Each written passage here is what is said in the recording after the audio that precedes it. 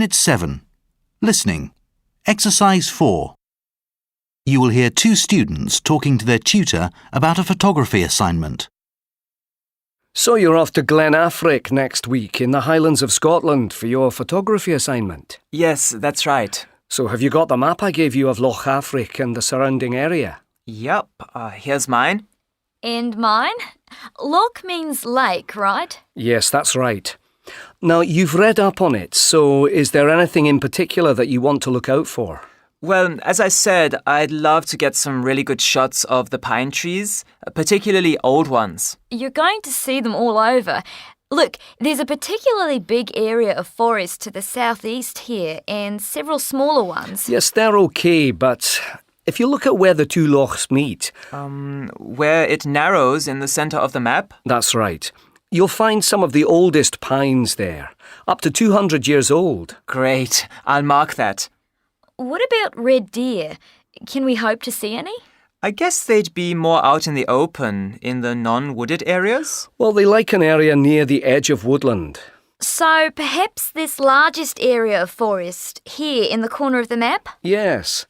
They also need water, so between the woodland and the river. I'd try that spot. What you should also look for are red squirrels. But they're so rare in Britain. Not here, though.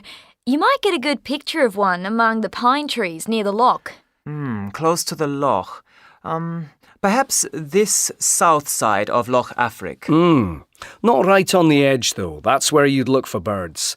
But in this slightly bigger patch of woodland behind it. Just away from the water a bit, then. Yep. There's plenty of wildlife to tempt you. But remember to go for a good shot when you see it. Yes, I remember what you said in your lecture. If you're in a good spot, the light is good, if an animal is about to move into a great position, then be ready and go for it. My problem's hesitation. I wait too long. You lose the moment. Well, a lot of inexperienced photographers have that particular problem. What if you frighten your subject off? If you do, it's like anything. You have to put it down to experience. So you shouldn't wait too long, but don't take the shot too soon either. Sometimes you've got to have patience. That's one of the most important qualities if you're a wildlife photographer. You may have to sit for hours waiting for the perfect moment, but suddenly something will take your breath away and you'll realise it's all been worth it. Unit 7. Listening. Exercise 6. Right, so do you have any further questions about the trip? Well, yeah, I was wondering about the weather. They're forecasting a lot of mist. Well, yes, but I wouldn't worry. In the long run, you'll still get your pictures. But you just have to be careful, you know. Experts say there's no such thing as bad weather when it comes to photography. What about driving rain? Well, yes, that doesn't make things easy, but it does mean that you need to take the landscape into account, perhaps to a greater degree than you would normally. Is that because of shadow and things like that? Well, you get shadow in good weather. Yeah, I guess so. I'm really looking forward to photographing the Scots pine trees. I want to make the most of all the stunning reflections in the water. Just take your time, and you might capture an amazing reflection. You really should profit from this with the water around you. You were talking last week in your lecture about a piece of equipment called an angle finder, and I've been checking them out on the internet. It's a clever little device. Particularly useful if you're down on your knees trying to get really close to something in the grass, like an insect or bird. I've got one actually, and what's great about it is that it prevents neck pain, because it's like a periscope on a submarine. You can lie down and look through it without hurting your neck. Definitely worth buying then. Now, is there anything else? Well, I've been looking at some wildlife paintings by Scottish artists. I thought they might help me get ideas. That's a good suggestion. Some designers can be helpful too. They can help give you ideas about camera angles and how you use natural light. I'll look into that. One other thing.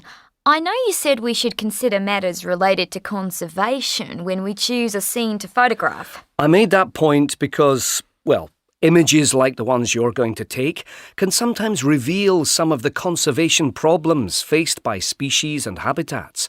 It's just something to bear in mind. Track 11. Unit 7. Morning, Professor Blake. Can I have a word? Good morning, Ewan. Come in and take a seat. What can I do for you?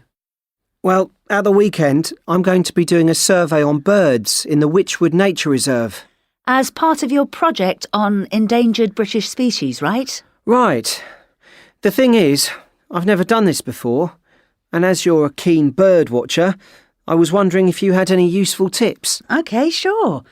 Well, the first thing you should do is get yourself a good pair of binoculars. They should be as light as possible so they're not uncomfortable around your neck, and their optical quality should be very good. You don't want to come back from your trip with eye and neck strain after all. Definitely not.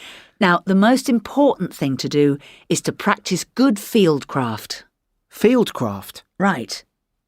You need to think like a hunter and stalk the birds carefully. Be slow and patient and avoid sudden movement. Don't wear bright clothing or clothing that rustles. And try to avoid talking or even whispering loudly, as this is guaranteed to scare the birds off.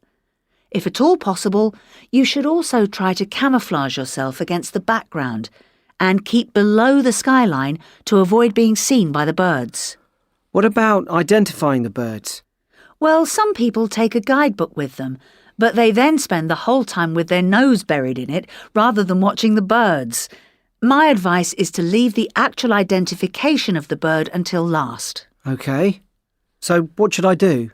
Well, once you've spotted a bird, start by listening to its call or song. This is one of the best bird identification tools there is. You then need to use visual clues, so start with an assessment of the bird's overall appearance. What is the approximate size of the bird? It's easiest to estimate the size in relation to birds you already recognise. So, for example, it's bigger than a blackbird, but smaller than a pigeon. That's the idea. You also need to look for facial markings and bill characteristics. And also look out for other distinctive markings, especially on its wings. Not particularly easy, I guess, if the bird is flying around a lot. That's true. But the way a bird moves can also help you to identify it. How it walks, for example, or how it moves from branch to branch in a tree. And how does it fly? Are there any patterns there? Like, does it glide gently and steadily with each wing beat? Or does it swoop up and down in gentle arcs? Exactly. Then try to determine its feeding habits. Not only what the bird is eating, but also how it feeds. And don't forget its preferred habitat is important too. Each species of bird has a typical region that they inhabit. Anyway, when you've finished observing one bird, but before moving on to another, make notes about your observations. You could even make rough sketches of the birds you see. And finally, at the end of the day, when you're back home... Look up the birds in my guidebook. Right. Track 12. Now, one of the good things about the Wychwood Reserve is that it has several hides where you can observe the wildlife.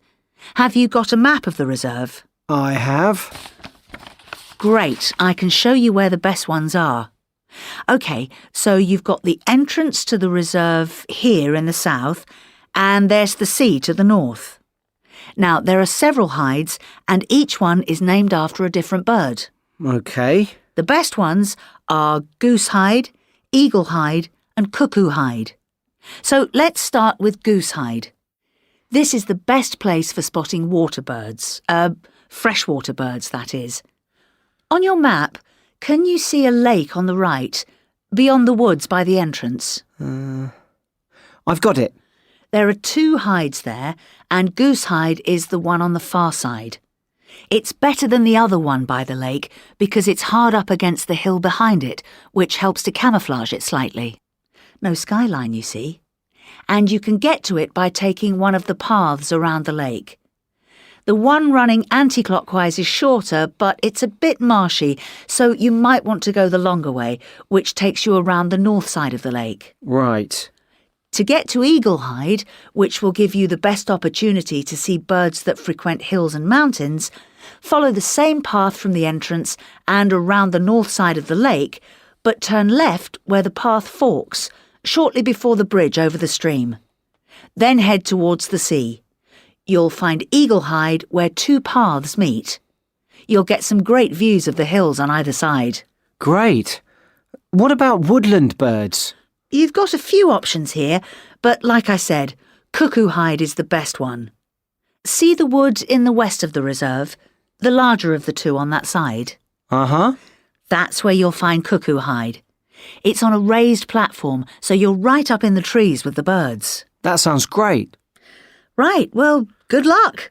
I look forward to hearing how you get on. Are you going on your own? No, I've managed to persuade a friend to come along with me. That's good. It's much more fun when you've got company. And of course, 2 pairs of eyes are better than 1.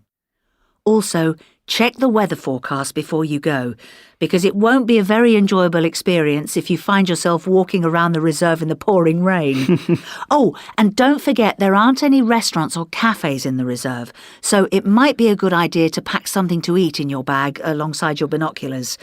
Go for something you can prepare before you go, sandwiches or something like that. Well, thanks for the advice. I'm really looking forward to it.